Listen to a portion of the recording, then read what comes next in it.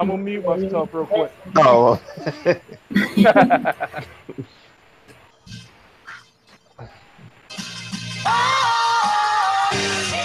Oh, okay.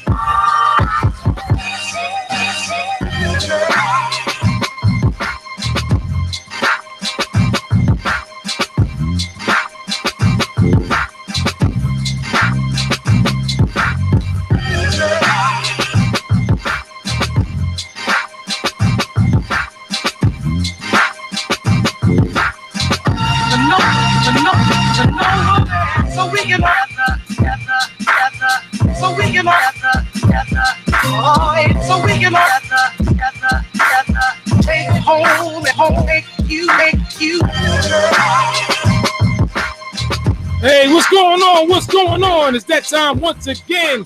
Talk That Stuff number 124 in the building. What's happening down here in Florida? I got comrades on the line. I got comrades in the panel. Ladies and gentlemen, let's meet them. Let's meet the panel. Let's meet the panel. Up first in North Carolina, getting his grind on right now. Chasing that dream, chasing that money. He said that they're giving out the bread. He's standing in line to get it. Ladies and gentlemen, let's welcome Dat Stuff. Peace. Up next from Flint, Michigan. Ladies and gentlemen, let's bring a strong salute to Mr. Wallace. What up, though? What up?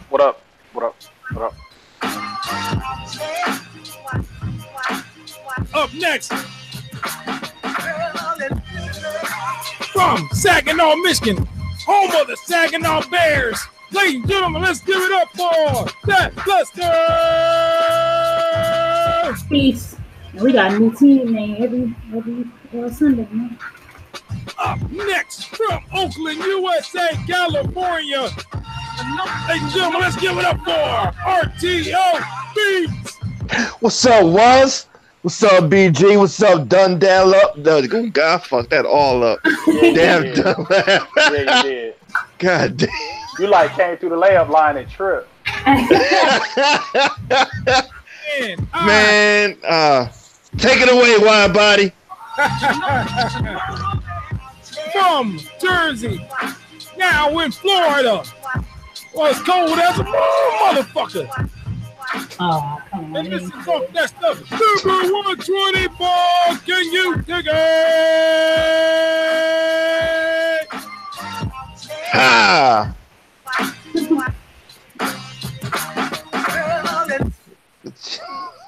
Fuck that all up.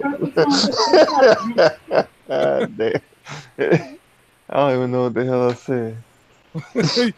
I can't really hear y'all when I do the music, but I can faint, very faint. I say, oh, here go RTO again. What's happening, everybody? We got a lot to do tonight. We got the East Coast bracket, still waiting for some people to come to the panel, come to hang out. In the meantime, we got football. We're gonna do the football scores real quick, then we'll hop right back to it. Here we go.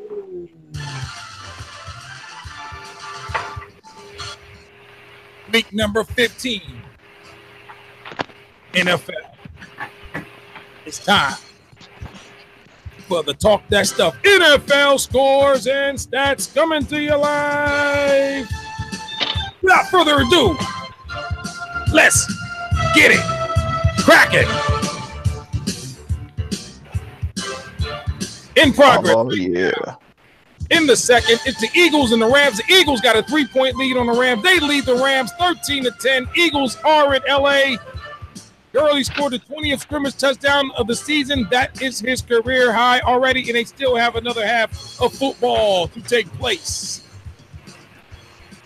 It's a final from actually Thursday night. It was the Chiefs losing to the Chargers by 1 point, 29-28. That was a great game. Both teams 11-3. I think the Chargers get they clinched the playoff berth since the first time since 13.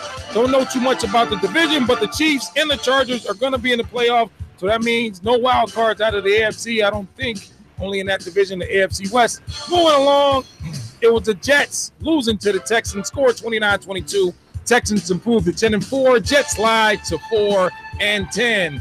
Moving along in Colorado, Denver, Colorado hosting the Browns, and the Browns beat the Broncos by 1 point. They win 17-16. Browns improve 6-7-1. Tie. Broncos slide to 6-8.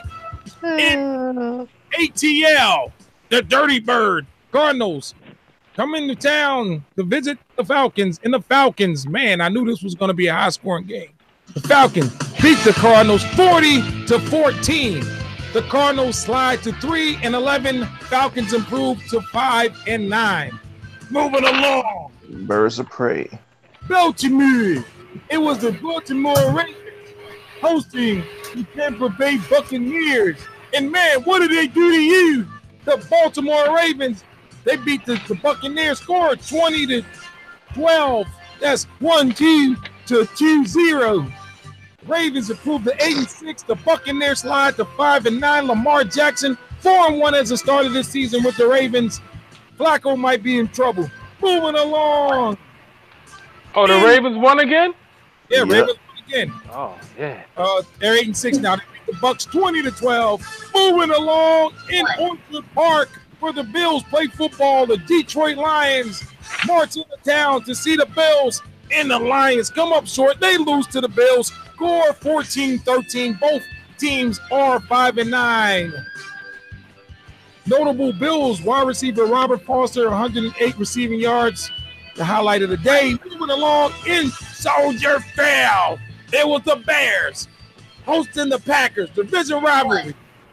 Week 15 of the NFL season. This was a big game, and the Bears clinched the first NFC North title since 2010. They beat the Packers, scored 24-17. The Bears are 10-4. The Packers slide to 5-8-1. Shout out to the Cincinnati Bears for clinching the NFC North. Cleveland got a better record than the Packers, bro. Crazy, right? That shit is crazy. Moving along. Turn this down a little bit. Moving along in Cincinnati, and I ain't talking about WKRP. It was the Bengals hosting the Raiders. The Bengals, they edged the Raiders, scored 30-16. Mixon, 100 rushing yards plus 2 straight games. First time in his career. Bengals 30 beat the Raiders. They had 16. Raiders slide to 3-11. Bengals, they improved to 6-8. Wow. I got something to say after you finish. In Indianapolis, the Colts, and I picked the Colts today on Pick'em today. I said the Colts were running on all cylinders, and they shut the Cowboys out at home. The Colts beat the Cowboys 23-0. This was the first shutout for the Cowboys since Week 11 in 2003, back when In the Club was playing on the radio. Shout out to the Colts, Andrew Luck. He is running on all cylinders now. Moving along in Jacksonville, Everbank Field. It was the Jaguars hosting the Redskins. The Redskins get out of town with a win. They're now 7-7, 500. They beat them 16-13. Dustin Hopkins hits game-winning 36-yard field goal. Redskins are back at 500. Jacksonville continues the downward slide. In Minneapolis, the Twin City, it was the Minnesota Vikings hosting the Dolphins. Dolphins come in real confident after the Miami Miracle, but not today. There was a miracle in Minnesota after the firing of their offensive coordinator. The Vikings get back on track. They beat the Dolphins, score 41-17. The Vikings are one game over 500, 7-6-1. Dolphins are 7-7. Vikings got a lot. They need a lot to happen for them to get in the playoff, but they're still in the hunt. This is the Vikings' first game versus the Dolphins since 2002, and they handled them in nice fashion. Moving along, the upset of the week. It's got to be the upset of the week. The 49ers in the Bay host the Seattle Seahawks, and the 49ers beat the Seahawks, scored 26-23. Nobody gave the 49ers a chance. Nobody gave the 49ers a prayer, and the 49ers handled it. I've been saying all year that this 49er team has a nice young nucleus, and I think they showed a little bit today. They beat Russell Sierra in the Seahawks on the road. I don't care if the 49ers were playing these guys in the trash can. There's no way the Seahawks should have lost this game, but they did. Season high, 14 penalties. The Seahawks had 14 penalties. That's a season high. Moving along. Oh, man. Patriots versus the Steelers. And the Steelers, after losing that Reds game last week to the Raiders, they see the Patriots, and they beat the Patriots. The Steelers edge the Patriots by a touchdown, 17-10. Steelers improve 8-5-1. Patriots slide to 9-5. This is the Patriots, I think, second two straight losses. This is the first time that the Patriots have lost two straight December games since 2002. Wow. So shout out to the Steelers. They're still in the hunt as well. Shout out to the 49ers, man. Shout out to the Colts. I'm a Giant fan. We lost today. Don't know where that's at. We got the bet today. That's all right. We're going to move along. Matter of fact, let's just do that score. I don't know how I missed it. In MetLife Stadium, where the Giants play football, it was the New York Giants coming to town. Oh, no, I'm sorry. The Titans coming to town. Titans were 7-6. The Giants were 5-8. And the Titans handled business. They shut us out 17-0. So 2 shout-outs today in the NFC East. The Giants, along with the Cowboys. Titans slide to 5-9. 6 rushing touchdowns in the last 2 games. Remember, he had that 90-yard run. Okay, so that'll do it for Talk That Stuff. NFL scores in stats week 15. I'm DJ WIDEBODY. Over and out. Yeah, man. Raiders. Man. What happened? What's up, man? What's What up, up, man? What up, man? Man, these motherfuckers, man. So I don't know if y'all know about exactly what's going on. So they can't admit they did good because they motherfuckers. So Nah, I ain't even talking about the gameplay. Fuck that. It's some other shit. damn, something worse than the gameplay. All right. Yeah, basically, yeah. It's because if this shit happened, I'm fucking rolling. This is hysterical if this happens. What happened? So where they gonna play next year? Vegas. Oh yeah, I heard that. They rescinded. They ain't gonna be in Vegas. That's 2020. Yeah, that's 2020. They rescinded the Coliseum for next year because Oakland, the city, at the school gymnasium. Exactly. But more than likely, it looked like they'd probably be playing in a Niners stadium. Which, if that fucking happens, I'm laughing my ass off. We're playing at the Publix parking lot. So is this gonna still happen, or are they gonna? I don't think. Well, they can't. They're not gonna play at the Coliseum. We about to get our last Raiders game Christmas Eve. Once y'all get your collection plate up around the community and the fans, bro, it ain't happening. It ain't happening. It's done. It's a wrap. The city was suing because of the whole move, and then he was like, "Well, they sued, and I'm going to rescind. I'm going to rescind for the Coliseum for next year." So he rescind the contract for playing. Yeah, so now there's nowhere to fucking play. They can end up playing in the Niners spot. They can end up playing in Arizona. There ain't no fucking telling where the hell they gonna play next year, man. That shit then got messy. Yes, super. You can uproot a team, certain teams. You cannot uproot the Oakland Raiders, man, and take them out of the state, man. It's just like some teams, you can't do that with the Dolphins. You can't do that with the Steelers. You got away with the Rams. They always moving. You know what I mean? They deal with the Browns, which was, you know, that they were devastated, man. Oakland Raiders, They on some halfway house shit.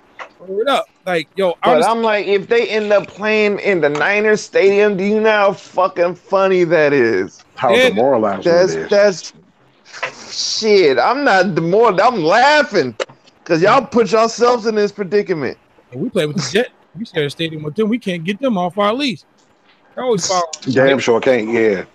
Well, the Jets practice at Hofstra for years, so you know what that tell you. Yep. I'm like, it's just the fact that there's a Oakland San Francisco rivalry that's been going forever. Mm-hmm. I mean, this is so now you may end up playing in your fucking rivals' fucking stadium, where you need them. Yeah. They're two different conferences. We're saying, well, it is, but still, I know it's two different conferences, but it's still. It could work. I know you. Yeah, I mean, I went to a Giants game one time against the Jets. We used to go to preseason. We used to play the last preseason game against each other, and it was a Jets home game. So I'm going to my stadium to play the Jets, and it's all green. They changed the walls and shit, man. I didn't like that. I had a problem. Mm-hmm. But right. Even if that happens, I don't even think they will be doing that because that Niners stadium is all new and it's all Niners fucking everything. Right. So I don't know. They can't change the shit like they do at the Dan Staples Center with the Lakers and the Clippers. They'll put a black tablecloth over some shit. Like a Halloween party. Some fucking blankets, some Raider blankets and shit. They do at Giants Stadium. Hey, okay. So we were talking behind the scenes. Wallace, you want to catch everybody up? We were talking about. So we were just having conversations with regard to, this conversation with regard to toxic masculinity and changing kind of situation involving men and women, crowd control, and we acknowledged the fact that there has been active participation by men and women both of perpetuating gender issues over time. You know what I'm saying? These gender issues that we've seen up until this point have developed over the length of humanity, and a lot of it is being undone in terms of how Western society more specifically is masculine by nature, how it's patriarchal, and how part of it has downplayed and harmed women forever. But the fact that Offset went out on stage and tried to apologize to his wife publicly is not abusive. That's not abusive in my understanding. Is it awkward? Yes. Was it maybe in bad taste? Probably. But it was, and I don't know what happened before Cardi B did this, but it was Cardi B who went on Instagram and explained, no, I'm not fucking with him no more. I have this issue with him. Blah, blah, blah. Yada, yada. The text messages came out, so on and so forth. Right. So, you know what? You're right about that. Yeah, she did do it publicly too. She didn't have to do that publicly. So his response has been public. And I'm not justifying anything he has done. But, again, I'll say it again. Social media has given us the ability to see every possible rationale and scenario for how somebody feels. So, and I may just be taking this one individual, but I posted something on Facebook about it, and everybody is defending what this woman is saying with regard to it being abusive. I think it's irresponsible to say that. I think it's almost jumping the gun. Almost. I don't know. He screwed up, obviously, but at the same token, is it abusive for him to do that? No. So are they trying to say it's emotionally abusive? Like what type of abuse? They're saying that because this was her, it was her biggest moment. She was the first woman to lead this festival and this, that, and the third, and it was irresponsible on his part, and basically tried to, he basically took away her moment by doing that and this, that, and third. This dude, is that abusive though? If he's being just in what he's saying, I feel like this is a nigga that's trying to keep his wife. Yeah, I mean, if we're get seeing that. this on stage, he must have met a level of desperation. Yeah. Unless this is the craziest album rollout that I've seen, because he got an album I'm coming out. saying, yeah, I know, yeah. Unless this is And you don't all get no part of respect an for that shit elaborate down the scheme, line. and it may be, who knows these days. But he must not felt like he was making any headway to feel like that's something that he had to do. Because my wife was talking about it, and when she was saying it, so now she had to go on Instagram, and now she's defending him on Instagram, saying, you know, stop talking about my baby's father. He's, God. At the end of the day, he's still my child's father. That's why And I'll y'all never get talking into about that. this, that, and the third. So it's Captain ridiculous unto itself. These are all cartoon characters in my eyes, to be honest. Like shit. You know what I'm saying? Once you get to that level of celebrity, these are all, I mean, they're real people, but you know what I'm saying? Everybody is watching what they do. But at the end of the day, it just makes me feel like, what is dating and male and female relationships going to look like in 10 years? What is it going to look like? Shit, it's already Tinder. Huh? Well, I mean, look at Tinder. Tinder is weird as fuck to me. I mean, yeah, like there ain't no going out and just straight up. It ain't no courtship. Yeah, and you're like, oh, I like this motherfucker. Let me swipe and we can hook up.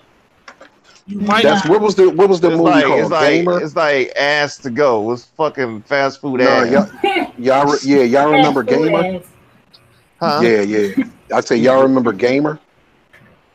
Yeah, I was set up with that joint with the joint with Ludacris in it, where it was on some futuristic shit. I haven't seen it. No, I think I heard of the title, but I haven't seen it. A lot of this shit is predictive, man, because it's like, you know, they letting you know what's coming down the line, and motherfuckers keep taking the bait, man. It's a form of crowd control, because the easiest way to create dissension is get motherfuckers bickering amongst themselves, amongst, you know, the similarities but differences that you got. Meanwhile, motherfuckers ain't procreating, and that's keeping down on all the little shit that would otherwise be a problem. Yeah. They don't want no tribes out here, so the easiest way to do it, bun them up. Let the dudes you can't even fucking. I can talk more on that. And it's gonna fuck the minds of the kids up. And I know I might definitely, like, everybody might fucking stone me depending on who hear me saying it, but it's the truth. Look at the results of it. You know what I'm saying? Even if it's, you know, a same parent household or whatever, it's gonna fuck with the child. But it's getting to the point where, you know, the new norm.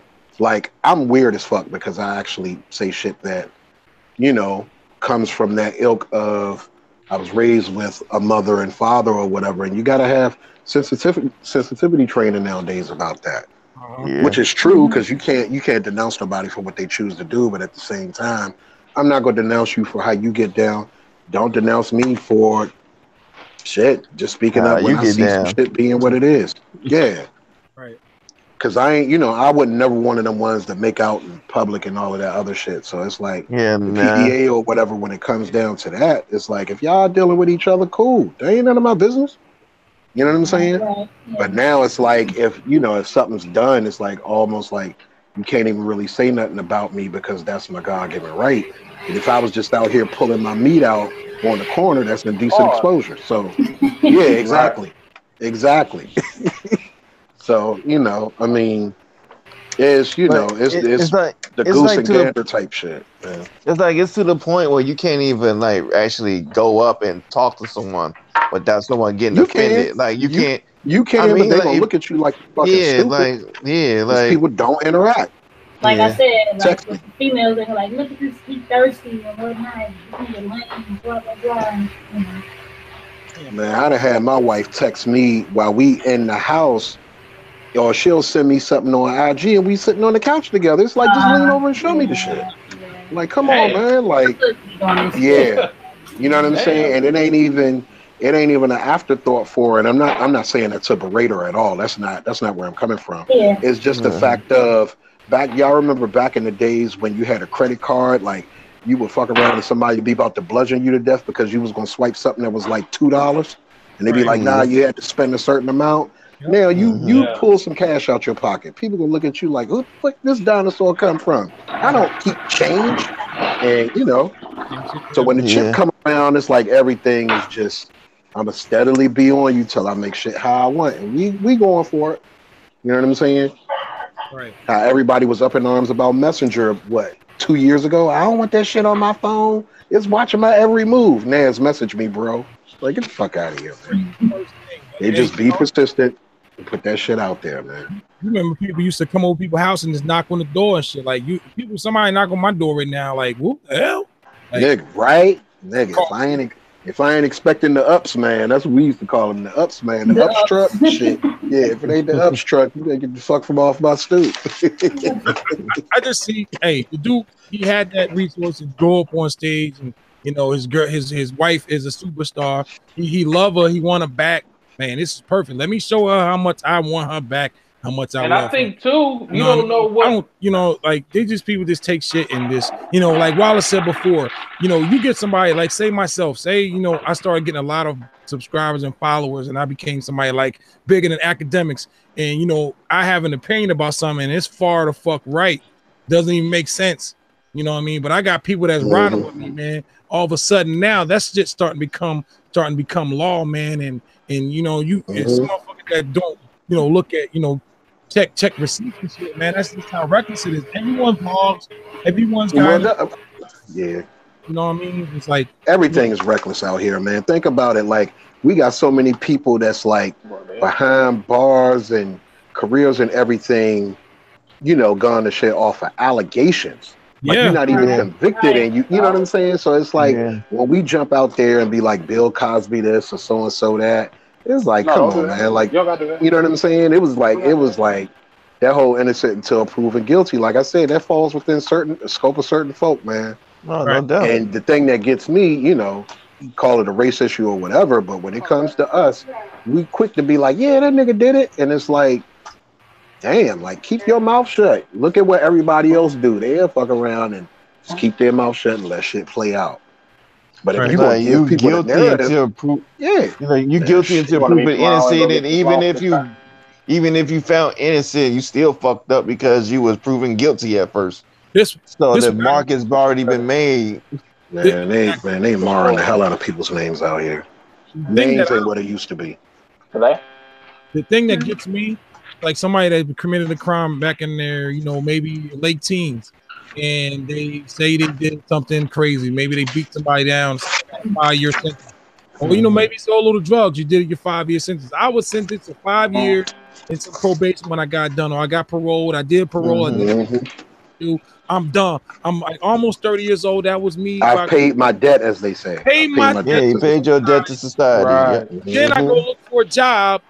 And then that shit comes you get another loan that's paid off well. Yeah, nigga, you an X time, bro. Talk about it. Talk about it. But yeah, but you know, certain shit. As long as it'll get checked, but as long as you make the transaction. Yeah. But, you know, it's the world is setup. Also, it's a setup, man. And but who's falling for it? Man, who's fault? I mean, it's a setup, but if it don't work, how's it a setup? Okay, I say this: they put the spike strips have been laid down on the road. If you want to go ahead and drive, you know, spike strips in the road. If you want to go ahead and drive over it, you know what's going to happen to your tires. Everybody ain't baby driver though. You know what I'm saying? Right. RTO might get that. Nah, I got you. I got you 100% on that one.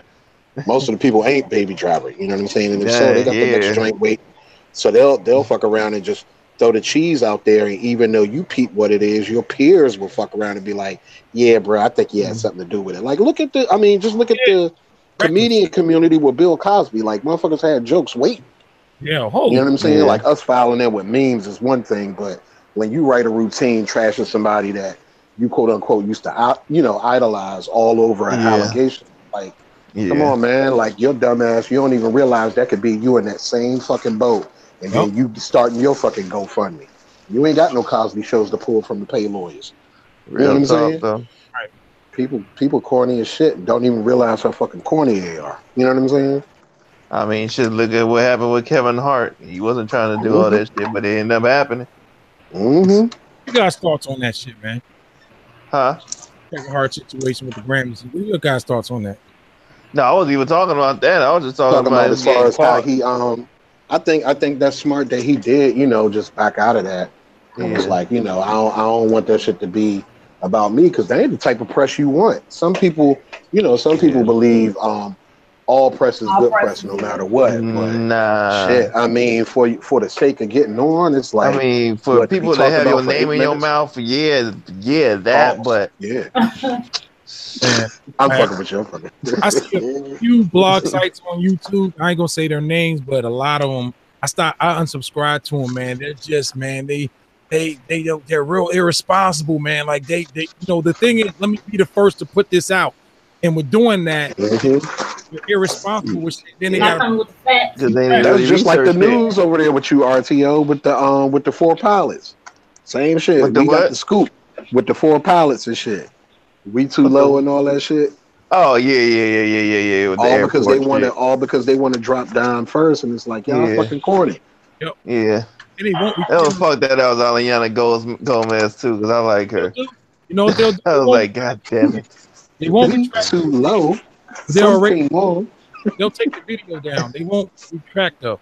Like I've seen that. Like, oh, the video's been taken down. Now you need to go out there in that same energy that you do when you about but go ahead and like say with the news though, whose fault that I would put that on the whoever runs the news instead of like the anchors and shit, because the anchors just doing their job. Who greenlighted that shit? That's what it is. Exactly. That's what who's the producer and directors and all that shit. Motherfucker said that we about to talk about this thing right now. Well, guess what, RTO? We don't need the news. We don't, the news look at it like this. There's people that bring you shit on YouTube and IG and whatever. They don't need the news like they used to do. They don't need the newspaper anymore. So they got to be the first to the punch, and at the same time trying to maintain integrity and all the other shit. So it's kind of win-win or lose-lose, man. You better stop making sense, wide body. They're gonna flag you on here. Shit. He makes sense. Flag his account. Yeah. They're listening anymore. Well, it's crazy, man. Like, they're quick. Like we be on here speaking. I remember when I first started, man, I was getting a lot of hits. They flagged my shit and marked it as explicit and cut my shit in half, man. Like, wow. All this shit I see out here, I see these guys eating off of doing reaction videos of people beating people down and robbing people, and then like y'all talk, you look on YouTube. No, we ain't getting them looks for a reason. That's why I really need to go back to word of mouth, because you can't stop no word of mouth shit, but you ain't got people that's about spreading the word nowadays unless it's on some bullshit. I hate to say it. Nothing. It just sad. It pisses me off. I mean, somebody with the same type of skin color as mine, or maybe the same social status. Let them know what grinds your gears, wide body. Would be there promoting it, man. Like they don't like, and then the same thing we were talking about with the cops. Like, what the cops do? Like, let them do their job. It ain't your job to solve cases. It's their job. Like shit. They had the community with them, and they got the community with them. They don't trying to do cop work, and that's what it all. What they always say. Is your informant and shit.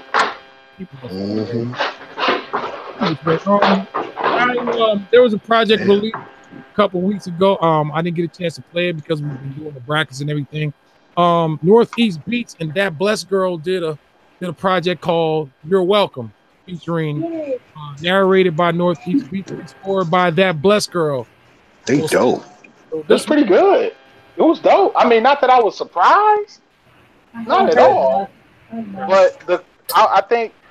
I mean, I knew the beats was gonna be. I mean, I knew the beats and the rhymes was gonna be right, but I really liked the concept behind it, man. Props, dog. I love it.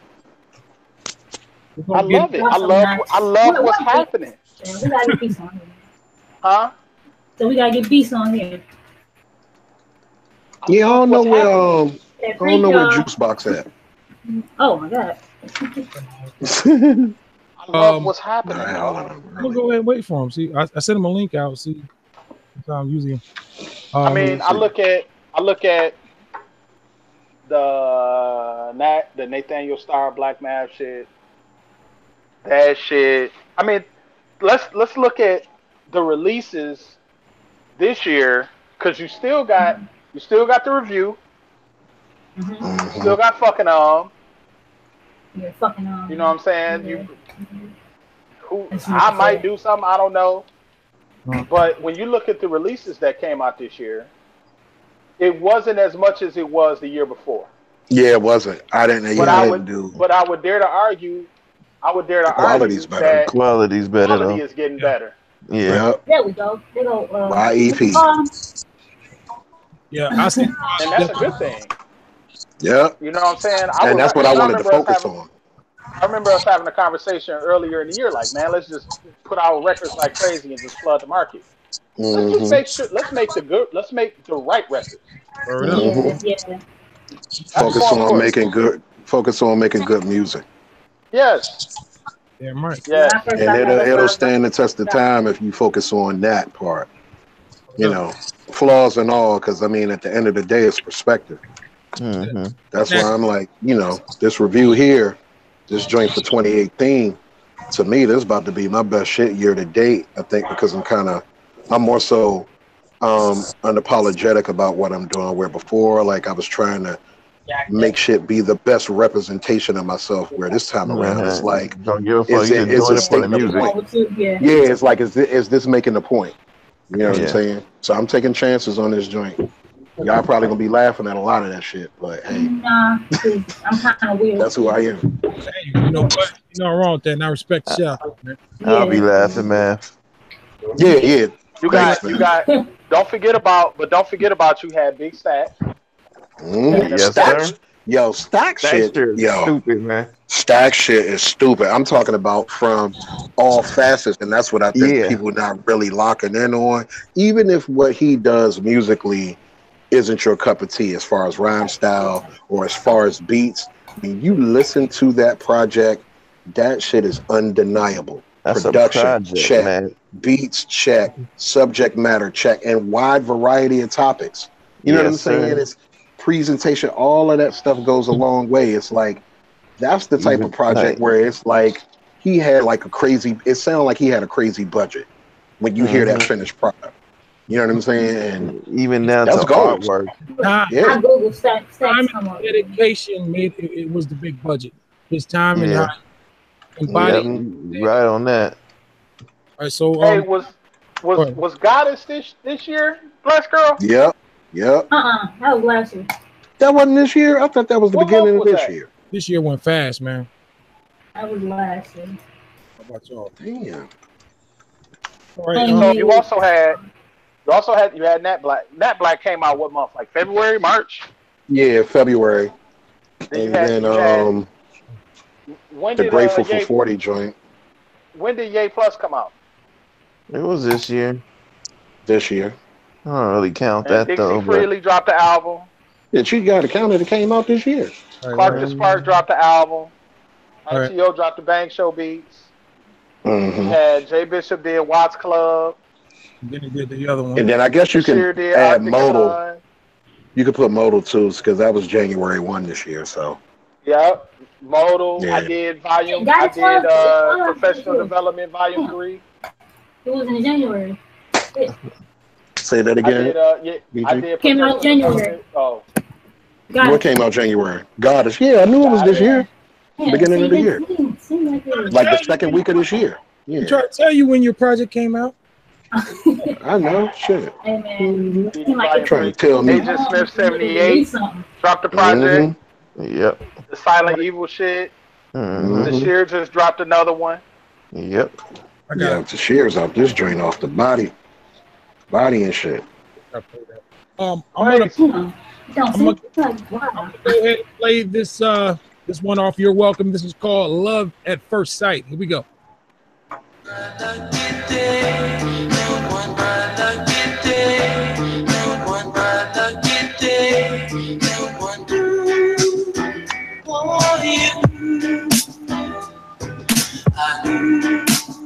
Come on, dog.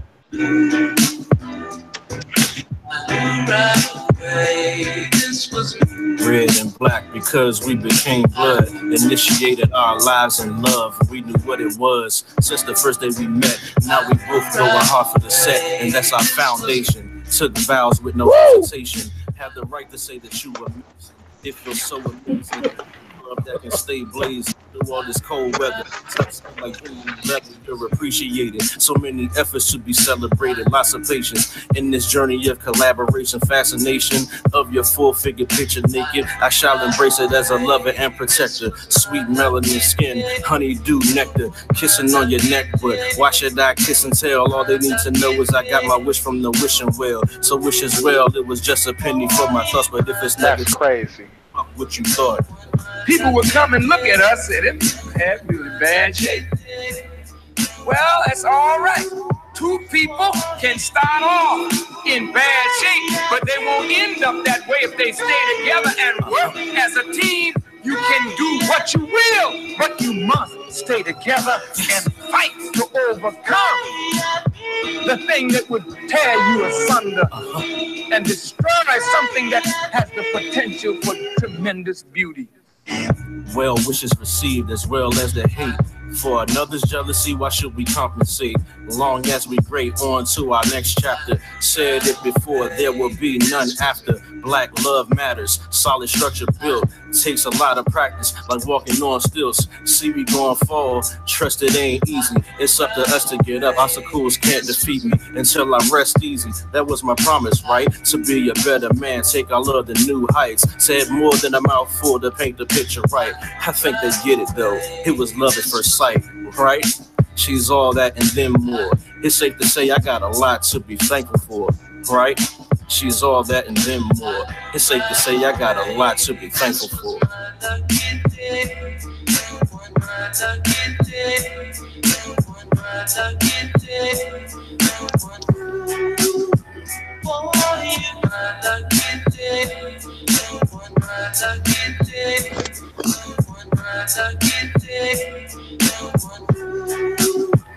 Oh man, what can I say? What can I say? I've been listening to bro since high school.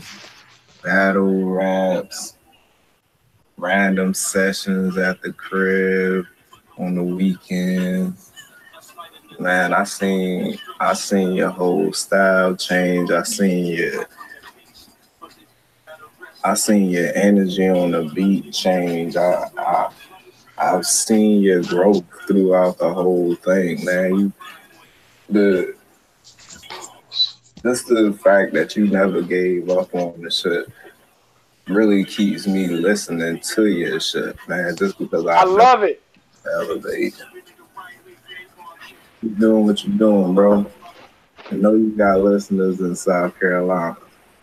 And if anybody, I feel you, my boy.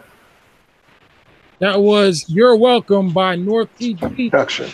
Produced by that. That was awesome. I love it. I love it. You know what I like most? You know what I like most about that joint? Is that it's one thing to have a beat that's dope, you know, the beat is dope, the mix is clean, this, that, and the third. But music is supposed to convey emotion. Mm-hmm. And that the beat conveyed appreciation. If I heard the beat by itself, it conveyed appreciation. And that's what he's talking about. Yeah. I love that shit. That's my shit on there. Good shit, BG. Nigga. Yeah. I appreciate that. Thank you. We appreciate you. Yeah. Nigga. Yeah. And Beast.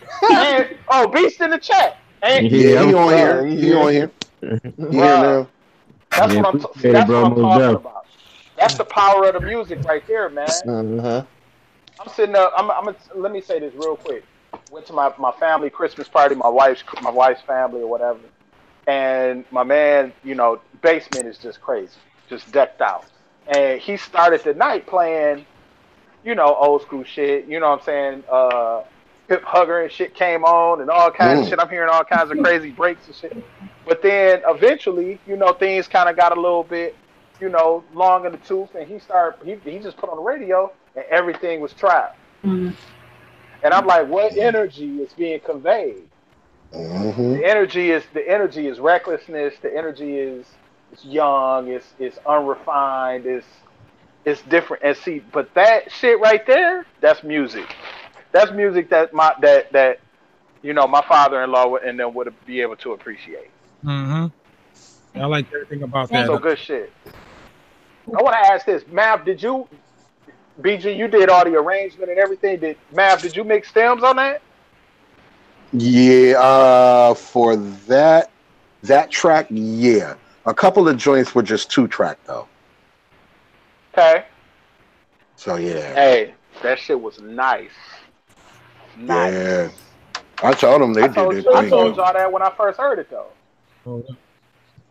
Yeah, that shit we was got to go part 2, man. And that's my favorite. That track that WIDEBODY played, that's my favorite. Mm-hmm. Shit, I was just gonna say everybody so far been saying that particular track right there is their favorite. I had a few people, you know what I'm saying, that they said they fuck with the Happy to Be Here joint too. Yeah. But that Love at First Sight is definitely the number one for most people. Yeah. Try to get that. Yeah, man. Black love matters. Yeah. Mm-hmm. Definitely. Yeah, go pick that up on Bandcamp. It's a hell of a fucking stocking stuff. Man, go cop that shit right now, motherfucker. Go cop that. All right. Silly, simple-minded bastards. Go buy that shit. Tired of playing with these dumbass Wallace niggas. done had a little bit of eggnog. Yeah.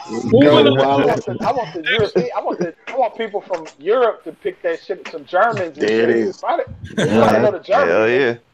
Yep.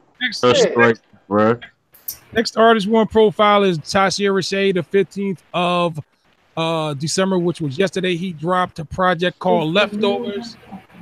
This one is Hold Steady off of the Leftovers by Tashier Rashay, aka The Energetic. Let's go.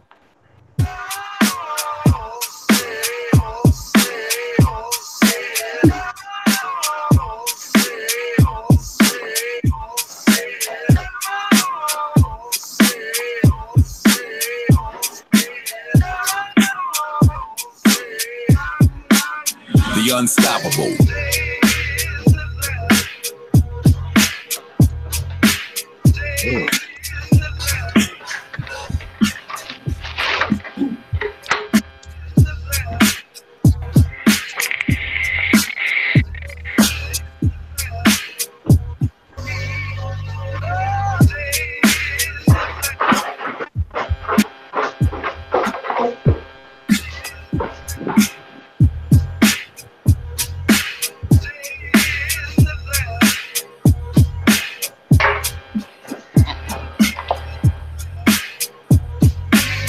I gotta kill the audio.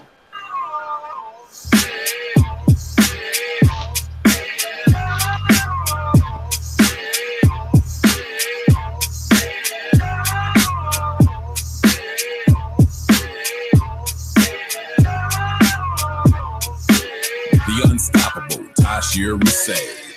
That was Hold Steady off the Leftovers project. Please sure to go check that out. Tashier Rashay on Bandcamp, aka The Energetic as well. Makes a hell of a fucking stocking stuffer. Now to do it today and the releases and all that. And congrats, it was great. Congratulations on a successful project and all that. Damn, I wish Tashier dropped some of them joints he was doing on them when he was making them beats out of those packs, man. Pack, you should call that the pack joints. You probably got some shit already lined up. You know how Tashier did. Yeah, he always got. Wait, did you drop a project this year? Nah, I've been on hiatus, man. I'm on my reset right now, but 2019 is gonna be serious for me. But I dropped Beats Need Bars of Christmas of last year. But yeah, and I learned so much shit on that because I tried to use some interludes and I didn't put them shits right, so I learned a lot from dropping that project. I don't think trial and error. Now, this is Clover off of Beats Need Bars by Dunlap. Uh-oh. Kill your audio so we can hear it, y'all.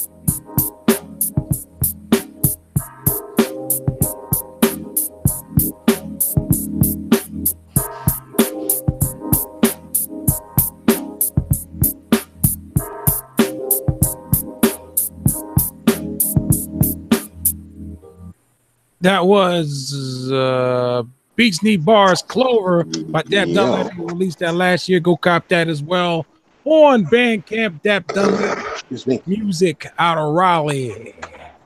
Yeah, the concept behind that album was just straight.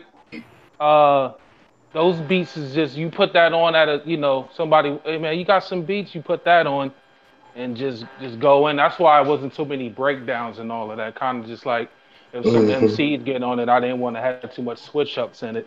Just kind of like some space for them just to go in. That's the concept behind Beats Need Bars. But even with that, it's like whenever I drop on Bandcamp now, like, when I put that out, I didn't even put nothing in the description. You know what I'm saying? Like, I just put like a collection of thoughts or some shit. But now, like, I can write that shit out, so when people buy it, it's like, oh, okay, I got this, I got this shit called Beat Need Bars. Like, go ahead and put this on. You can go ahead and spit on this joint, and just go through like 20 plus beats of wanting to spit. But yeah, I learned a lot over the last year, man. Just making beats, learning from you guys, listening to you guys, the new things that I've been working on and putting together, especially like and I'm really like proud of my organic stuff, because that's really where I want to lean moving forward. I'm really proud of it. When I drop this melodic minimalism next year, that's gonna be my proudest moment to this point, because it's gonna be all organic. I wish I could make some organic stuff.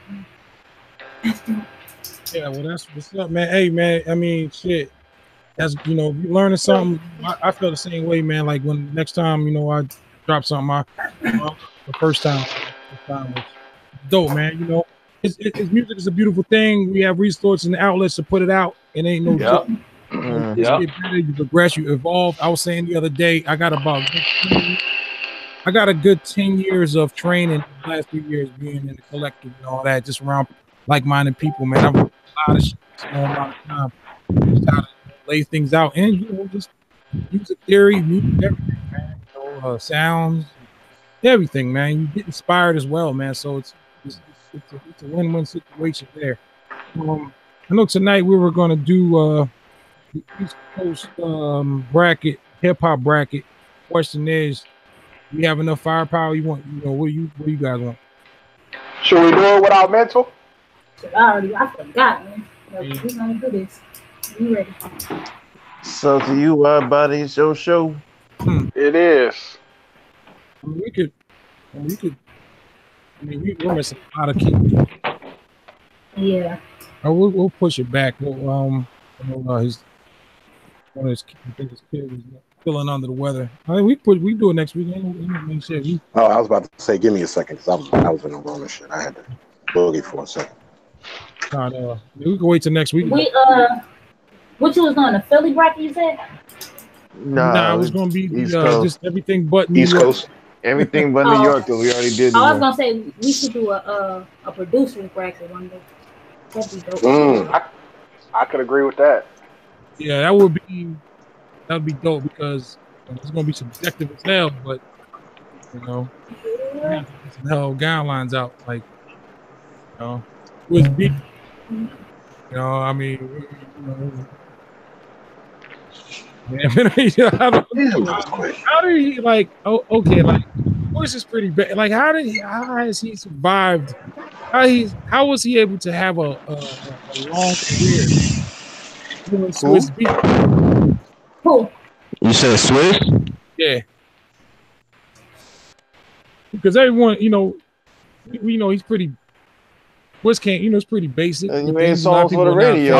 I was getting ready to say that's honestly a good question, because I mean a lot of his stuff to me really sound the same for real. Exactly. Who's that? Swiss. Oh, Swiss. I think Swiss was almost like a DJ Khaled to a point, in that he really utilized his relationships with people to be able to remain relevant and to be able to kind of keep things popping. Even in the low days, or even in the low times, if it was low times. I mean, you got to think Swizz Beatz Swizz Beatz was one of the Rough Riders brothers or something, wasn't it? Yeah. What, like D or Y or something like that? Yeah. So he took he took the success that he garnered there. He ended up getting his own imprint through Clive Davis with the whole Full Surface shit, and he just remained active. He'll pop up here and there, pop up here and there. You know what I'm saying? And plus, you know, whatever other navigating he was doing in the game beyond the surface that we wasn't necessarily hip to as being end consumers. You know what I'm saying? I mean, I think it's easy to see how he kind of stayed around. Now, his beats don't resonate with niggas, what a lot of niggas want that. Right. You know what I'm saying? Nope. It's very hit or miss. But in terms of that energy, like, you know what I'm saying, that East Coast niggas, they take care of Swizz beats, dog. They always have. You're right. Right, so he always had some pretty decent spitters behind him. Yeah. I mean, he do have the energy, with Cassidy being one of them. Yeah, definitely. That put him over the top right there. You know what I'm saying? I mean, you gotta think. DMX had 2 #1 albums in the same year, right? Yeah. I mean, 98 to 2002. That nigga Swizz was blood of my blood, and what was the other joint? It's Dark and Hell is Hot. No, It's Dark as Hell is Hot. That was both in the same year. Man, yep. Yeah, no, it was Dark and Hell is Hot and Flesh in My Flesh. Yeah, he was eating. That first one. Eating Eve. Man, what these bitches? He had all the joints with Jigga. Yeah, Jigga fuck with him. That's another thing. I mean, that nigga was, man, what? That record was a fucking smash. A smash. Yep. He was running radio for a minute. Yeah, he got the hits. I love DMX when he came in. His energy was like unmatched, man. Like, who the hell is this guy? Like, that nigga had niggas. That was a good time, bro. I enjoyed myself. That was a good time, man. Bruh. He had Biggie just died a couple years back, but you had the Maces, the Rough Riders. It was a good time. So it's safe to say DMX top 10? Hell no. For what? He said, I wouldn't say. I would not lyrical. Why he say hell no? He said hell no, hard as a bitch. I don't think. For me, you have to. For my top 10, I don't think that DMX had enough variety in the records. You know what I'm saying? Now, I get he had the spiritual shit. You know, he was gonna play for you though. You know that. Yeah, he was gonna do that. I didn't feel like he had enough. I didn't feel like he had enough variety and enough depth to his record for me to put him as a top 10. I like people who can do shit that is, and this may sound nerdy as fuck, but I like for people to be able to fuck with my intellect with their rhymes for you to be a top 10 nigga to me. You know what I'm saying? I want to break out the thesaurus. Anybody. Right.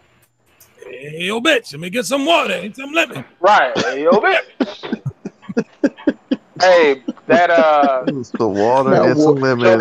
Joe Budden was talking about.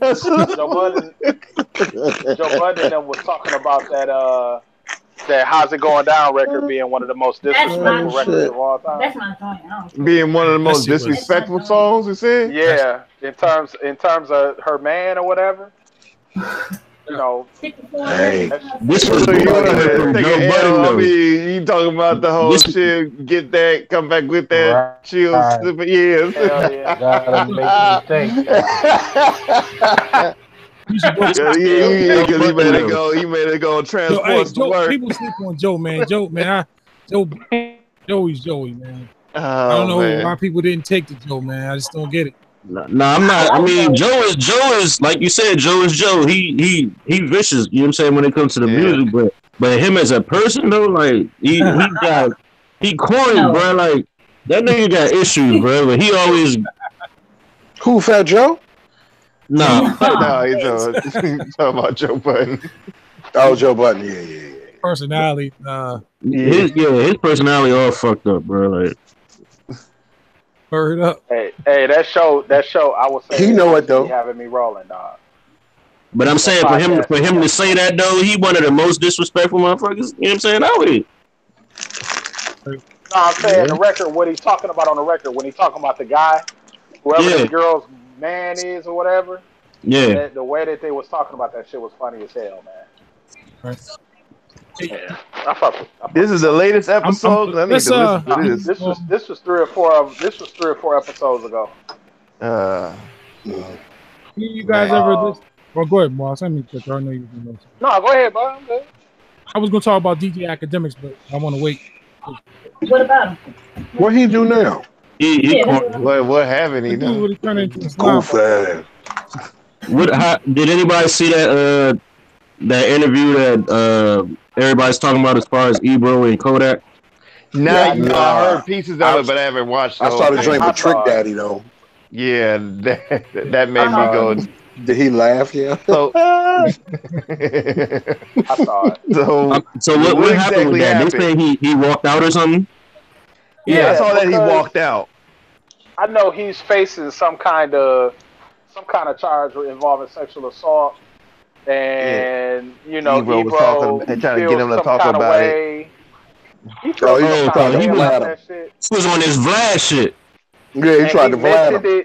He mentioned it or something, and Kodak basically said, I feel like when, y'all know somebody is going through something, I feel like y'all talk about it in order to, in order to put the artist on blast. I don't like that. And he didn't say it that way. He said it in a way that was somewhat unintelligible, but he was like, I feel like y'all niggas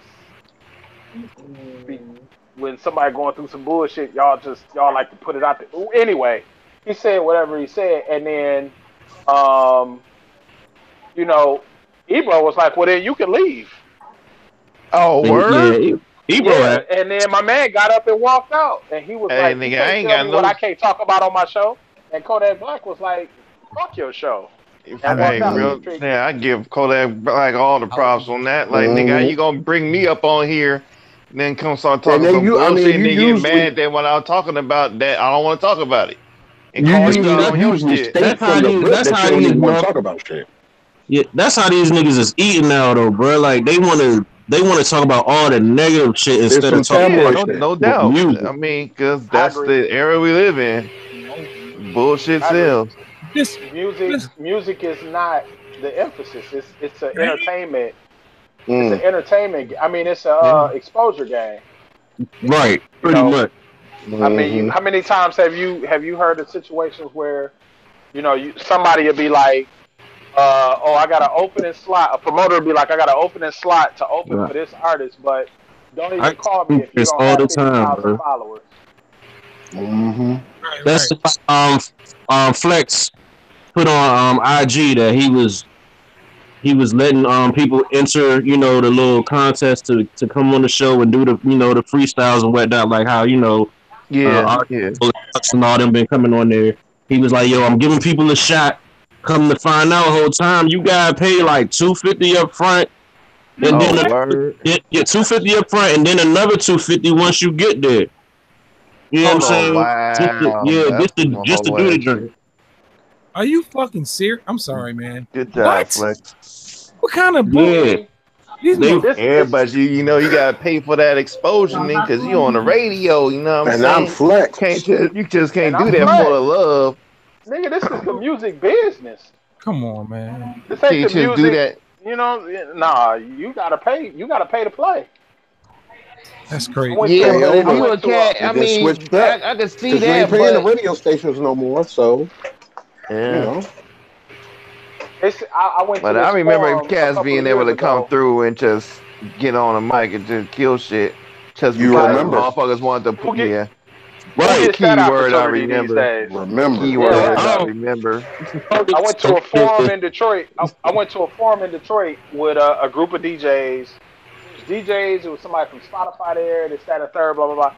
And one of the people said, in order to break a record, it takes at least $10,000. Typically. In most cases, you got to spend $10,000 on marketing to break a record. That means I'll be on my Bandcamp game then. That's crazy. I ain't trying to break no record. The question is, even if you got $10,000, what are you using that for? I mean, because there ain't no guarantee that this shit even gonna break. I'm saying, but what are you using the money for? What are you paying for? Yeah, for them to play your shit is what I'm expecting. Pressing records, nigga. You know what I'm saying? For them to play your shit probably once or twice and see what happened. I don't know. I have no idea what the fuck you would be paying for. I also think that one of the things, and now that I think about it, one of the things that's real important too is, you know, even though we do what we do on the internet, it is extremely important to develop relationships with people outside, man. Yeah, that's always the case. You got to. I mean, one thing they said was, man, no matter wherever you go, if you go out and it ain't gotta be nothing music related, you ain't gotta be performing this, that, or third. They said always fucking talk to the DJ. Always buy the DJ a drink. Yep. And you ain't even gotta tell them your name. You ain't gotta do nothing. Just buy the DJ. Just not a strong drink. You fuck around, be fucking up the backspin.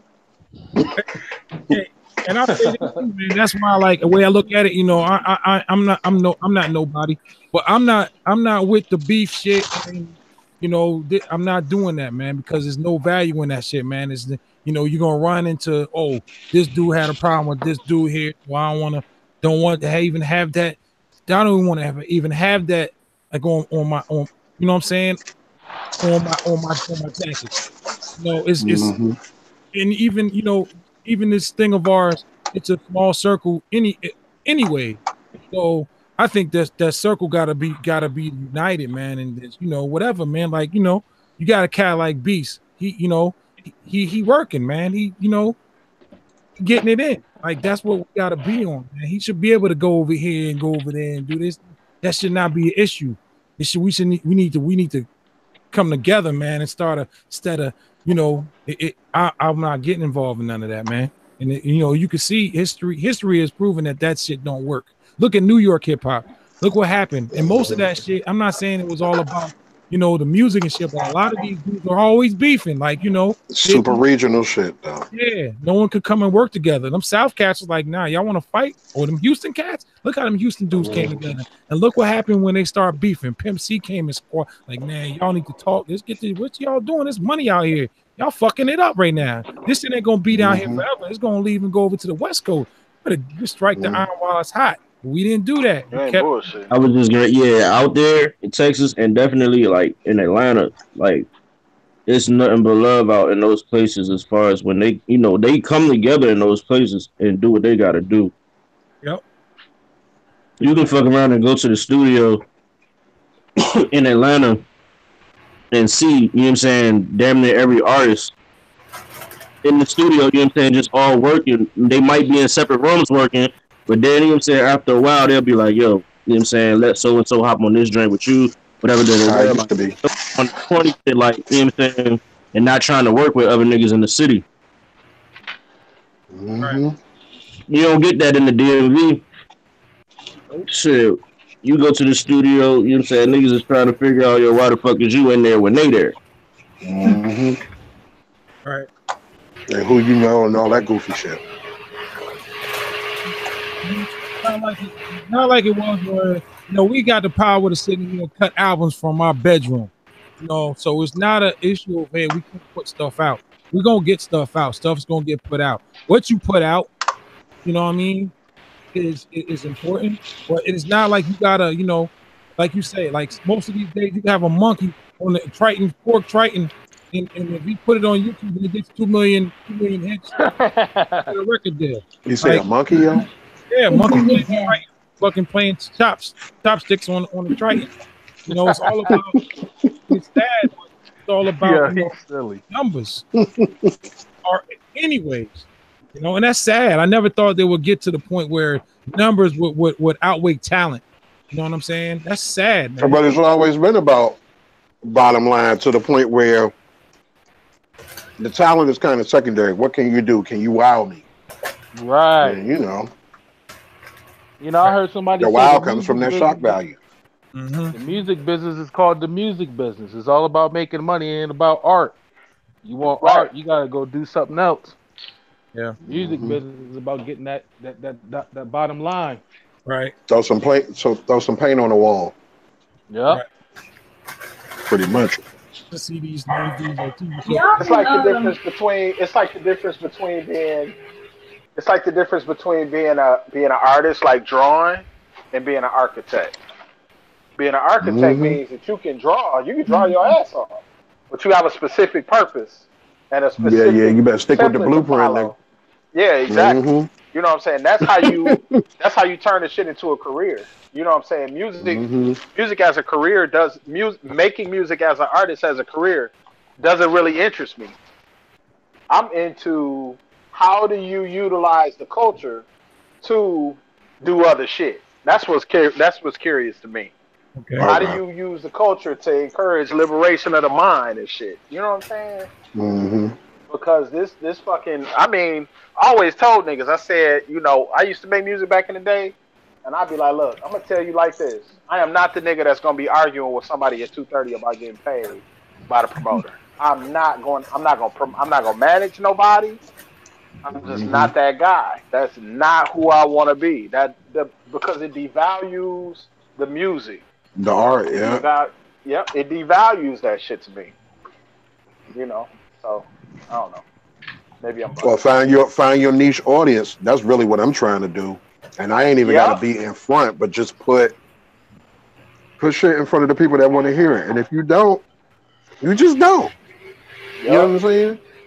So that's, you know, the thing people need to stop. People who make, but if you make the shit, if you make the records, if you make the music, put records out. Make a portfolio of your shit. Yo, you know, I think that's how a guy like Rock. That's how a guy like Rock Marciano's eating. You got a niche audience. You know, he put product out, love it. You know what I'm saying? And I mean, shit, that's De La to a degree. That's how De La still getting down. Yep. And you could, you know, because it's all about, you know, for me, it's like you know, it's not really about being a millionaire if you're trying to like just do the music and you're trying to put out what you like. You know what I'm saying? You know, 9 times out of 10, unless it's just something that happens to pop off, it's not gonna be. You're not gonna sell 1 million records, but you putting out what you like. But so you can eat. Yeah, but that's what I'm saying. But you can eat. You know what I mean? You can eat. So, but you know, you're not gonna. I guess it depends on what your view of success is. I'll just say that. You know what I mean? I agree. You gotta identify your own criteria for it. You gotta identify your own criteria for success, man. Well, some realistic shit. Because I heard some people say, like, if you want to be on MTV and all of that, sign with a major. But if you're trying to do music for the love of music and you want to put out what you like to put out, then you got to try to find your independence. Unless that shit happen to hit on the major, and then they might let you play around with that, they're going to be like, okay, boom. You know what I'm saying? Like Alanis Morissette or shit like that. Like, I did just think of that. On that. Yeah, like she sold 10 million on some emo shit, you know, and then she faded out. You ain't really heard much from her. But then I bet if I go online, she probably got like 6 more projects out, maybe or some shit. But it's just on the low now because she found that niche and it hit. But it's not. And her fans, that's her core fans, been fucking with her the whole time. So I feel that. Listen. I'm sorry. Go ahead, Whitebody. All I'm saying is, I think the independent route sounds more appealing than the majors.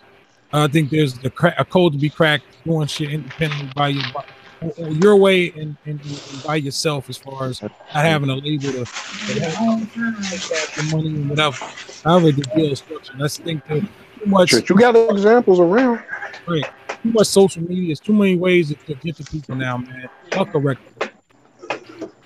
If that's what you want to do, Fonte is a blueprint, Odyssey's a blueprint, Black Milk's a blueprint. You got a lot of artists out here. Apollo Brown's a blueprint for the producer dudes. Black guy, the list goes on. Yep. Like shit. Yeah. I mean, the whole LAB scene is a blueprint. I mean, listen, Majors are not signing people. The last people majors are signing bad Barbie, nigga. Yep. They signing Lil Peep. They signing Lil, what's my man, Gucci Gang, nigga. They signing niggas like that. Lil Pump. Pump. I can't even say that. Yeah. Bo Peep. Pedophile. They signing niggas like that. Yourself a little pump. So the days I got a theory. I think Eddie Arcadian got out of jail. Go ahead. Came and motherfucking who? Me? I broke up. You've been watching Last Dragon on Netflix, I see. Yeah. Eddie Arcadian ass and came, got out of jail. Wow. And fucking came and he the man now. He done ruled the damn music industry. Maybe. I'm gonna tell you like this though. I'm just joking, but I mean, that's what it feels like. Cause I'm like, I understand. The premise has some liking, some bearing. I just look at it like, who majors are not coming to save people. Majors not even gonna come to you unless you got a hell of a following that you developed independent. But it's always been that way. It's always been that way though. What kills me is people who feel that they have to have major labels are the problem and the solution, because look at Conway and them. What in the hell is Shady doing with them? They don't even need him. Is Benny signed to them too? They don't need him. He signed to Griselda. They don't need him at all. There's no need. I mean, I'm glad. I always looked at it like, hey, I can sing. I got talent. Somebody out there discovers me from a record label and signs me to a deal. That's just a fairy tale. And now I know for sure that's not happening anymore. So what's the blueprint to get famous or to get, to make a career out of it, or be a superstar? What route do you take? Persistent hard work with a clear-cut focus and following up on shit. Yep. And being accessible as far as like having dates where you performing and meeting other folks and going and conquering different locations and growing your portfolio the same way it's always been. You know what I'm saying? Take that shit overseas. Good. But you still, you still got to get to a point where you can do that and get the write-ups from folks that'll do it. Do that legwork for you. Some folks may take quote unquote a donation. Some folks will do it for the love, but it comes with getting out in the mix and staying, out there and working a record, for longer than 3 months. Work that record for like a year and a half and keep shit in the tuck. So, you got 4, 5, 6 joints in the chamber and doing features and doing whatever, but you gotta be out here. You gotta stay out here. Not, I performed this week, but then my next performance is, I don't know, or I'm doing some shit Labor Day. Motherfuckers gonna be looking at you like, Labor Day? You ain't busy then. You know what I'm saying? That's the blueprint. For real. It's always been that. I mean, even when majors was getting at people, they had to have somewhere they could come and see you to even come to the jam to sign you. I just look at it as I think it depends on where you at for that, as far as the performing or whatnot. It still applies because say if you live in a city where they don't perform, then you go to the biggest city near you and perform there. Yeah, but I think honestly, before performance wise, a lot of niggas ain't checking for niggas' performances for real. If you look at right there at home where we at, when you go to these shows, bro, it's the same motherfuckers at these events, and 9 times out of 10, it's artists watching artists. You know what I'm saying? But it depends on the shows you go. The exception to that is the atmosphere that we put ourselves in, as far as what we do. Now, when it comes to that, And I say, you know what I'm saying, now that's different. But as far as just doing the music, period, it's gonna be the other way around. Now, before the performances, I would say visuals would be more important because them visuals is gonna go further. That's why I keep saying I need visuals, more visuals. I gotta, you know what I'm saying, I gotta do this and gotta do that to get these videos shot. I feel like, you know what I'm saying, people want to see the visuals more so than you perform for real. I mean, they want all of it. They want all. That's my thing. They want all of that shit. And even though you feel like it's artists working with artists, if you're not networking it and finding out, oh, okay, what you doing? You got something going on over here? Let me get on that ticket. Oh, you going out of town? Can I hit your ride out of town with you? Can I go and do these 3 dates? That's what it's about. Yeah. You know what I'm saying? So I mean, that's still the pedigree. Back when I was performing, that was the pedigree. I was doing the college circuit and winded up making it to New York, playing behind somebody else that was doing just that. So that blueprint ain't never changed. It's just the whole social media makes you think this is how you get down. But the niggas that's out here eating, they in the trenches, still performing, still doing dates, whether it's people there or not. And all of that shit is leg work. All that shit make you sharp. That's why when you go to see a Odyssey show where he just did the Kennedy Center Thursday, him and Little Brother, you gonna get a motherfucking show because they did joints where they was performing for just their peers. But then he branched that shit out, got to Brooklyn, and then took his ass overseas. And now you can come back and headline the Kennedy Center. But that's 4 or 5 years of grunt work. You know what I'm saying? That's the blueprint. But it ain't too many people that's gonna want to break down and actually do the leg work that come with it. Fucking effort, bro. That's what it is at the end of the day. And good relationships. Yeah, I mean it's relationships first. Throw it up. And he got a lot of them because I mean I don't know too many people that I can say, you know, I can see walking down the street that do shit with Red Bull Music Academy over in Abbey Road Studios in London. You know what I'm saying? And I'm not saying it from a bragging standpoint. I'm saying it to say that it's achievable, but that's got to be something that you want. It can't be something that you thinking, oh, that'd be dope if I did that, because people only respect the work ethic. You know what I'm saying? And and the people that's out here doing that, you know, the Black Milk's crazy work ethic. You know what I'm saying? No days off pretty much. But if you always working on something, you try and take that shit to the next level, that got to be something that you really want to do and stay stuck on that and start wherever you are. Whereas Wallace already put it out there simple and plain. He ain't trying to attack it from that angle. You know what I'm saying? Nope.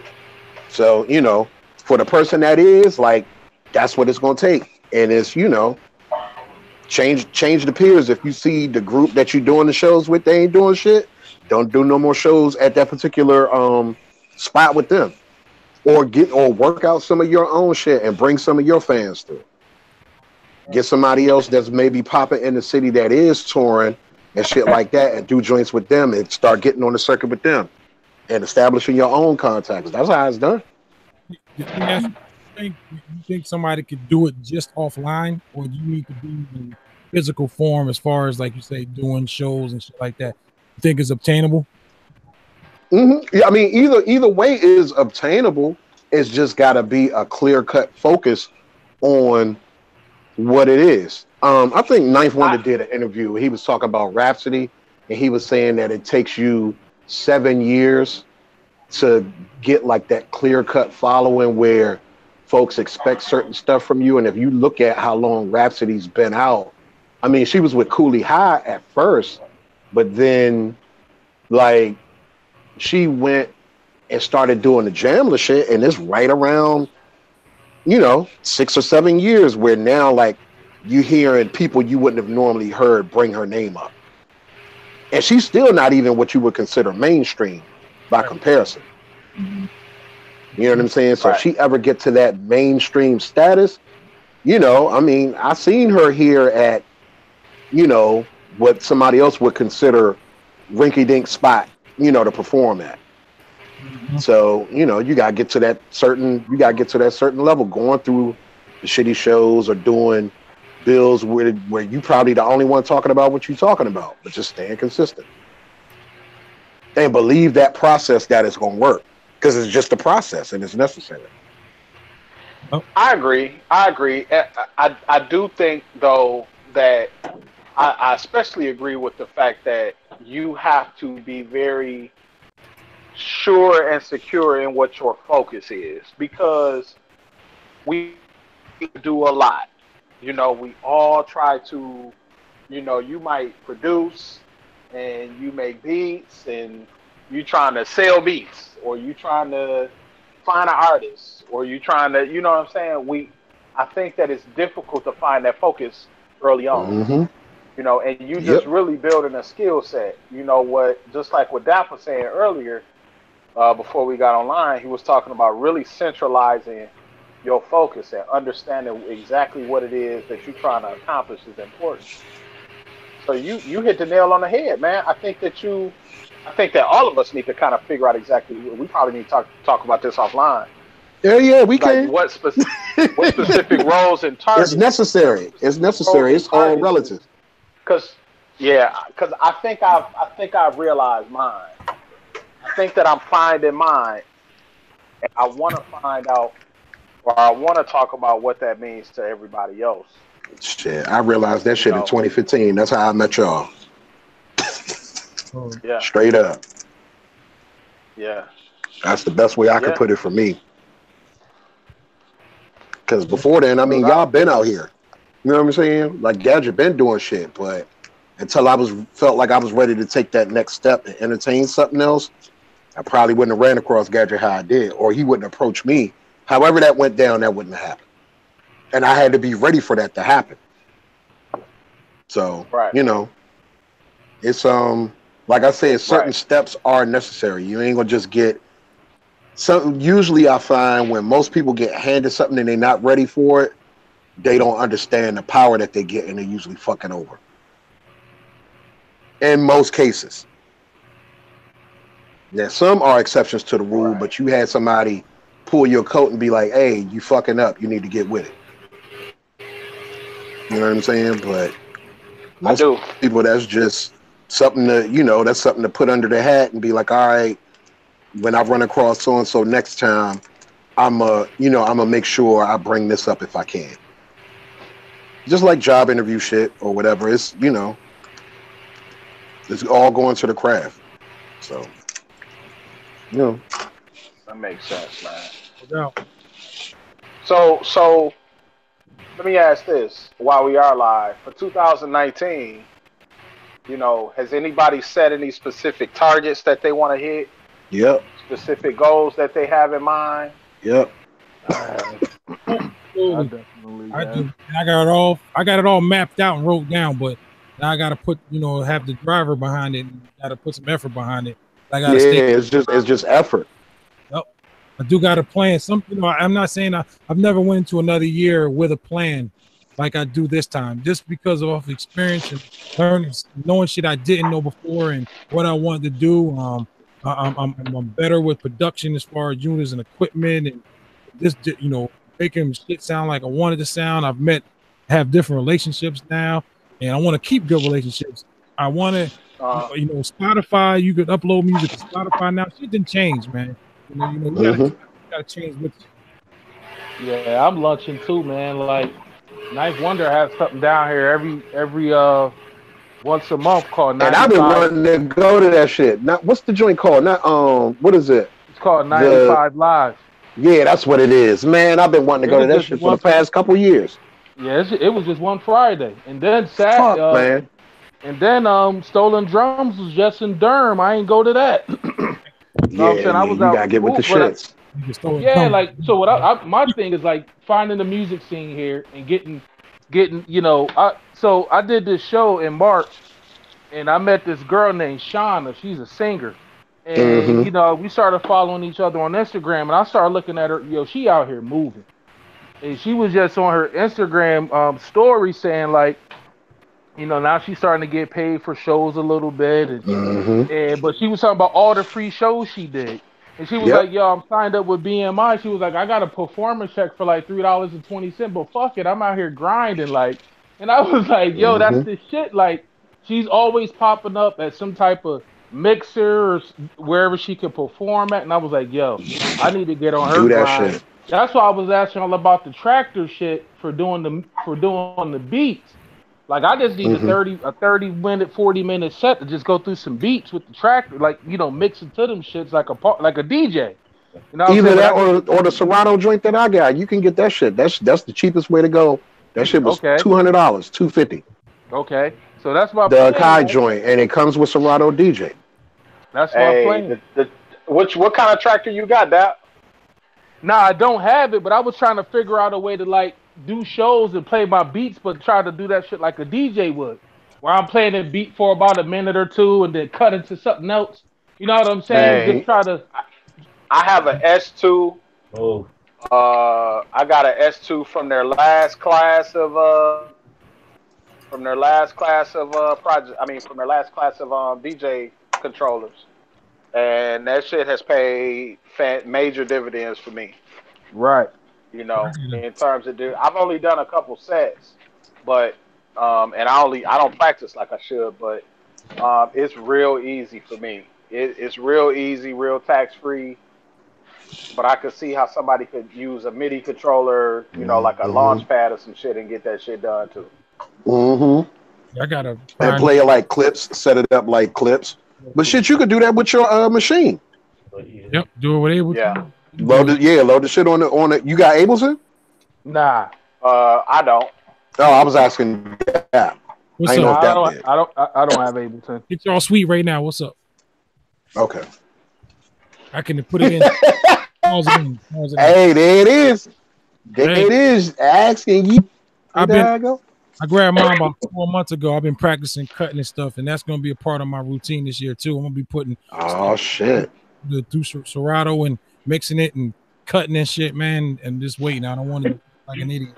I just been trying to focus back on blending, and I'm not really no scratching type of dude. I'm more of a blender when I DJ, so that's probably. I'm gonna be running that shit right through, man. I did it one time for that single I dropped. I went back and cut it down and stuff, man. But man, just using the technology around you, and it's not like anything is out of reach for people. Shit's not like it was back in the 90s when I started making beats. Like, this shit is obtainable. It's software. Use it. Learn how to use it. Don't be like against, like, man. No, man. If it's some that shit might work for you, man. I can't tell you how many years that I didn't want to really get into different software. I was just content with one. I say, man, that shit's way beyond whatever, what I beyond my computer literacy. Like, that ain't for me. And then now, like, I wasted a lot of years being stubborn, Yeah. Learn something and use that shit. Turn it up. You know what I'm saying? Yeah. You ain't gotta be nothing that everybody else fuck with, as long as you fuck with. You're right. You're exactly right.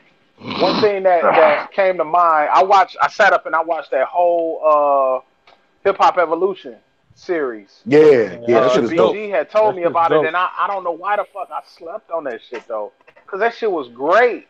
Yeah, that shit's dope. But one of the things that it made me realize is that hip hop has always been based around the use of technology. Hip hop and technology go hand in hand. The reason that Kool Herc and them was using turntables in a mixer was because they didn't have instruments. Right. So back when he's getting shit from the power line. That's ingenuity, like shit. Look at what hip hop did. Look at what hip hop did in terms of the TR-808 drum machine. Yep. You know what I'm saying? That wasn't made for hip hop. What would that shit be? Where would that shit be? All of this gear and shit that's came about has come because of hip hop. Hold on, but hip hop's on some bastardized shit, meaning like it's never pandered to or marketed to, but we gonna find ways to use it and make it do what we need it to do. You know what I'm saying? That's what we do. Can y'all hear me? Because I'm we hear. Because I'm thinking RTO made pop music and R&B. Beast, you there? Yeah, I hear you. RTO, you there? Yep. I can't hear RTO. Is he talking? Yeah, he said yep. I cannot hear RTO. Can you hear that? I can hear that. Beast, I can hear you. I can hear Wallace. I cannot hear RTO. Damn, RTO. I can't hear RTO either. I can hear him. I'll be back. He said he'll be back. All right. That what pisses me off about purists, man, because when I start making beats, we grab whatever we can grab to make beats, drum sounds, whatever we did. Use mics to, hit silverware up against the cabinet or something. Yep. Oh, only use vinyl. Get the fuck out of here with that. You guys just make some shit up to be different and to try to alienate somebody. Like y'all, like, man, get the fuck out of here with all that. Only use. That's your prerogative if you only use vinyl. That's you. But don't the fuck out of here. Don't look down on other motherfuckers that use other sources, because back in the day we didn't have all that. We use what we can use. I've sampled off of VCR tapes, TV shows, radio, whatever I can, because we didn't have library shit. So get off with the purist shit, man. That's just made up. That's like some old I'm a Rav type shit. Yeah, man. Get the fuck out of here with that, man. Can you hear me now? Yeah. Absolutely. My bad if I cut you off before. I didn't hear shit. I'm like, yeah, man, you cut me off like 7 times, bro. I was about to fucking leave you a message on the other. At first, I couldn't hear you though, RTO. But then I could. I'm just playing. Nah, you good, why? But he didn't cut me off. I hear shit. I'm like Davenport in this motherfucker. I hear shit you say. I ain't hear nothing you said. Yeah, but that's crazy, And you know what? And I'm gonna say this, and I'm gonna say this out loud. Don't come into this culture and try to shift shit around and tell people how they should do shit. Certain people, don't do that. Don't come in. That's a big thing. Don't come in here telling us how things should be and what's taboo and what people frown upon. That's not. Come in and enjoy this culture because it's a dope culture. Do your shit. Don't come in here trying to divide and conquer. Or people tell you what isn't, or what it is, or what it isn't. You know what I'm saying? Like, I'm seeing a lot of that. That should always happen, though. Especially if a new genre comes out. Motherfuckers like, yeah, I do this shit. This is how I do it. Exactly. And this is how you should do it too. Yeah. AKA lo-fi. I think that it benefits certain people to try to keep the shit separated. Like, oh, you can't use Fruity Loops. Oh, you can't this. Oh, that. There ain't no rules to it. If there ain't no rules to music, then there should be no rules on how to make music either. Yep. I think it benefits people who are uncomfortable with the change. Yep. It benefits people who don't want to change. Yep. You know what I'm saying? I always talk about how I don't, what's whack is whack. I don't shit on new niggas just because. You know what I'm saying? In fact, I give them a lot of peace because, to navigate making music in this atmosphere, I mean, good music, nigga, like, that shit is difficult. That shit is a challenge. I see you finally started listening to Saba. Oh, no, I was listening to Saba when it first came out. Oh, somebody was talking shit when I was talking about Saba was cool. Probably me. You know what? You call it emo. That's a great. Somebody called that shit emo like a motherfucker. What that nigga be talking about? That nigga went to. What'd you say? No, go ahead, because I was saying when he to me the benchmarks of a good artist is you able to talk about subjects in a way that make people think differently. This nigga made a record about fighting, like fist fighting. Yep. Like the fact that he only did it, he was only doing it because he had to, and because that's the way he was brought up, and that shit is different. It don't make him a whole ass nigga. It's a different ass perspective, and I don't think we have enough different perspectives on shit. And he told that shit in a dope ass way with some dope ass music. It's when just that all nigga around told that fit. story about going to prom. Yep. And I don't want to ruin the story for anybody listening, but I mean the shit was vivid as hell. That shit is great, and the music was a good combination of modern shit with, what I'm saying, more hip hopish type shit. If you feel where I'm coming from, RTO? Huh? I said the album was a good combination of hip hop shit and kind of trappish shit. Yeah, you know what I'm saying? No, definitely. Shit, I ain't even throw lo-fi in there too. You know what? Exactly. I'm just gonna come out and just say this shit. And I belong to a lot of groups on Facebook. Some I was volunteering. Widebody going. Let's go, Widebody. Who's in here, man? They come around. They grab your little SPs, whatever. Or they grab whatever the voice is, and they say, oh, that fake whack crap trap crap and everything. Like, shut the fuck up, man. Play your music, man. Fuck it, man. Let's start putting the line through the shit. That's probably why it's so separated now. Because people, it might not particularly be my style of music, and yeah, I think it's a little saturated on the radio. But please stop this. It's fake. Come on, man. Come on. Everyone has the ability to put Fruity Loops on their shit and try to rock out whatever. And some motherfuckers' mindset don't be, in the right place. Like, cats that's been doing this shit for a while, either, as a hobby or has, done the chitlin circuit. Motherfuckers got a different, you can see them. They stick out like a sore thumb, these dudes, man.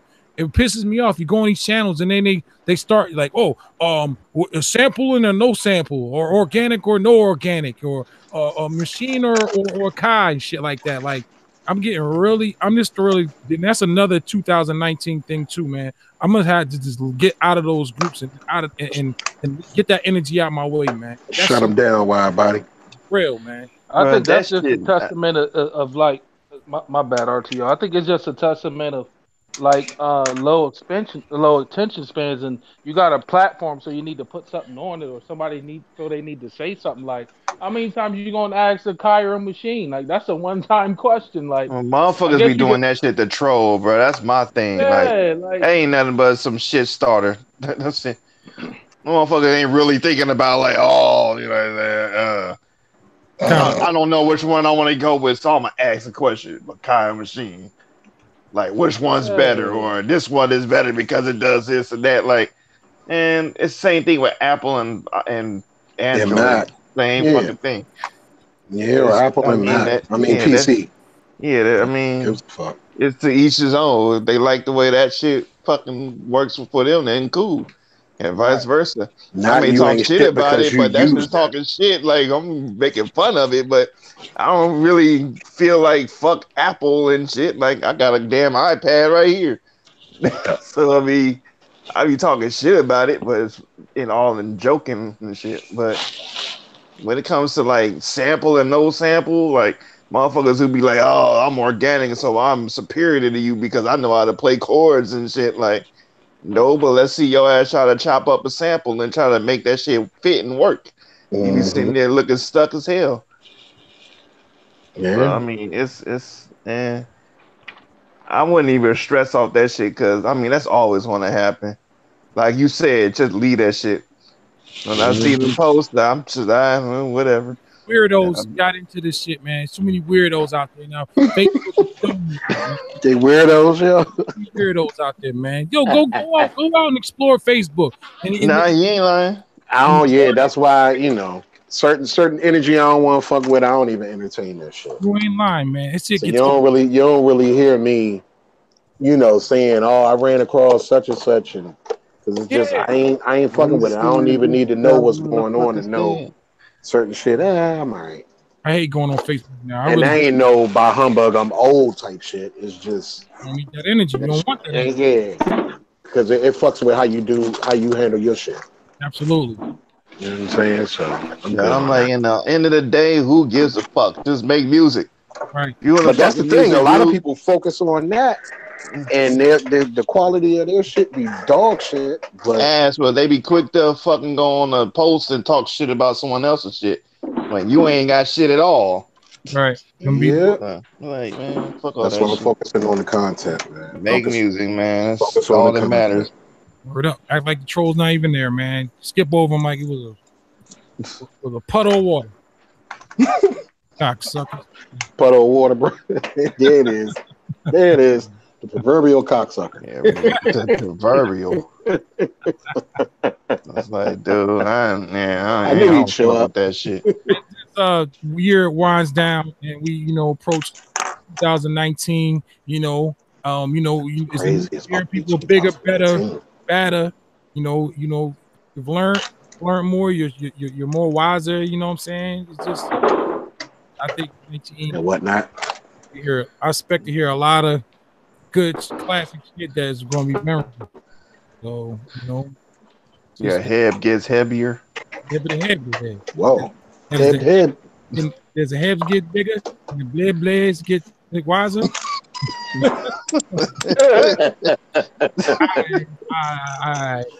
Oh man, it's sad shit. How boy? He is a head getting bigger than blebby gets thicker.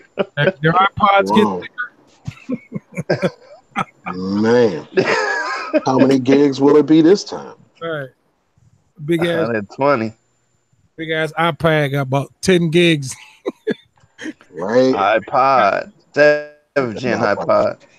That motherfucker's got a fan to cool it down. Like you turn that bitch on, you can actually feel the hard drive spinning on it. Word up. All right, guys, we're gonna wrap this up. This is gonna be it. I want to thank everyone for coming out. I'd like to thank the chat, DJ D Man out there. In case I don't see the chat anymore. What's up, D Man? Thanks for tuning in. Oh, God damn it. Stop with this bullshit.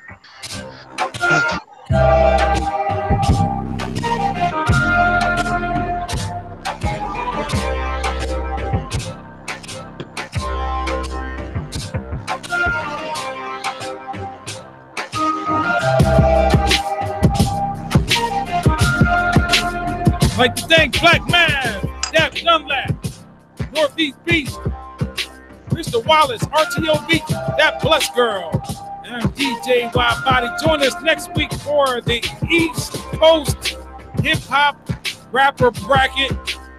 Don't miss it. We'll talk that 125. Thanks again for tuning in. Check out the Fucking Them on the Way. Also, some other good things. The year-end review, Black Math. Got a lot of stuff in store. 2019 right around the corner. Like the peace on 3. 1, 2, 3. Peace. Peace. Bye-bye.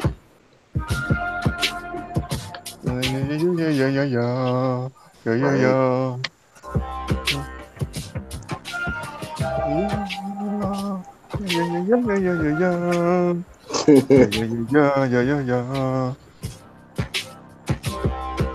Hey. Yeah.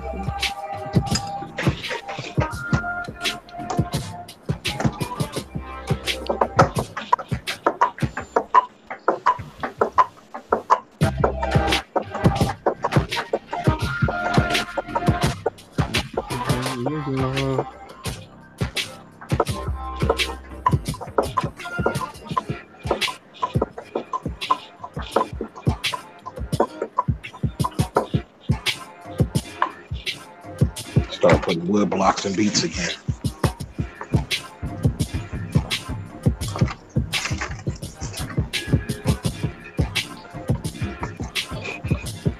Oh, excuse me. Damn. Pretty fucking disgusting right there. Oh, that's saying a lot coming from you. How dare.